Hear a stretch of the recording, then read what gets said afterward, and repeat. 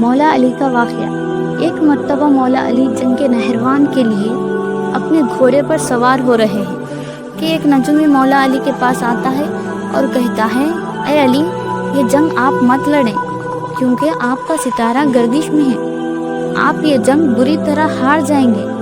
مولا علی اس کی بات سن کر گھوڑے سے نیچے آ جاتے ہیں اور اس شخص کو کہتے ہیں، اچھا تم ستاروں کے حال جانتے ہو؟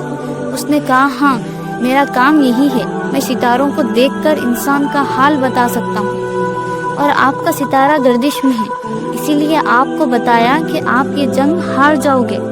مولا علی نے اس نجومی کو کہا، اچھا وہ سامنے ایک گھوڑی ہے جو پیٹ سے ہے، بتاؤ اس کے پیٹ میں نر ہے یا مادہ؟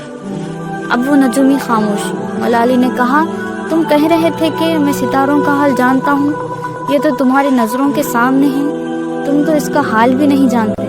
مولا علی نے کہا، اچھا بتاؤ، کون سا ستارہ جب ٹوٹتا ہے تو اونٹ پر ایک حرکت ظاہر ہوتی ہے؟ اب پھر وہ نجومی خاموش۔ مولا علی نے کہا، اچھا اس میرے گھوڑے کے پاؤں کے نیچے زمین پر ایک چیز ہے، بتاؤ وہ کیا ہے؟ وہ شخص خاموش۔ مولا علی نے کہا، تم آسمان کے تو کیا زمین پر بھی تمہاری نظروں کے جو سامنے ہیں وہ بھی نہیں جانتے؟ سنو اے شخص، میں علی اب تجھے بتاتا ہوں، علی کی زندگی کی سب سے کامیاب یہ جنگ ہوگی، میرے 10 لوگ بھی اس جنگ میں نہیں شہید ہوں گے اور میرے مخالف کے 10 لوگ بھی نہیں بچیں گے۔